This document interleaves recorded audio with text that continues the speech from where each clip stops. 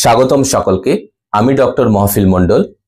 OCD অর্থাৎ obsessive and compulsive disorder, এটা কি সেটা নিয়ে আমরা আগের ভিডিওতে জেনেছি।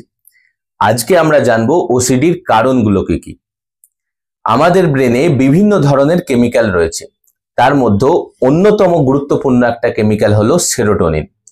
এবার যদি আমাদের ব্রেনের ভিতরে ধীরে ধীরে সেরোটোনিনের মাত্রা কমতে শুরু করে, তখন আমাদের ভিতরে ওসিডির লক্ষণগুলো আসতে পারে।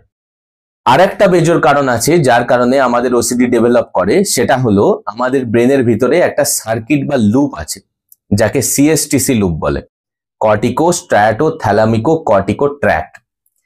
এটা হলো এমন একটা লুপ যেটা আমাদের ব্রেনের বিভিন্ন অংশগুলোকে যোগ করে বা কানেক্ট করে রাখে। এবার যদি এই লুপ বা সার্কিটের ভিতরে কোনো সমস্যা হয়, তখন ধীরে ধীরে আমাদের ভিতরে ওসিডির লক্ষণগুলো আসতে পারে। আমাদের অনেকেরই ভুল ধারণা আছে যে ওসিডি হয়তো একটা কুসংস্কার। আমি হয়তো আগে কোনো ভুল বা বাজে কাজ করেছি, যার কারণে ভগবান বা আল্লাহ আমাকে শাস্তি দিচ্ছে, যার কারণে আমার মাথায় বারবার একই ধরনের চিন্তাধারা আসতে থাকছে।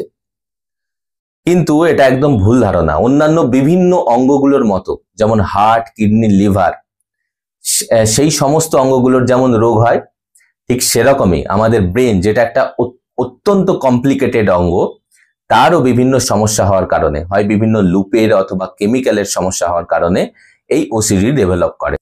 তাই ওসিডি লক্ষণ যদি আপনার ভিতরে থাকে অথবা কারোর ভিতরে লক্ষ্য করেন, তাহলে সেটাকে কুসংস্কারে না নিয়ে গিয়ে যত তাড়াতাড়ি সম্ভব সেটা ট্রিটমেন্ট করার চেষ্টা করুন।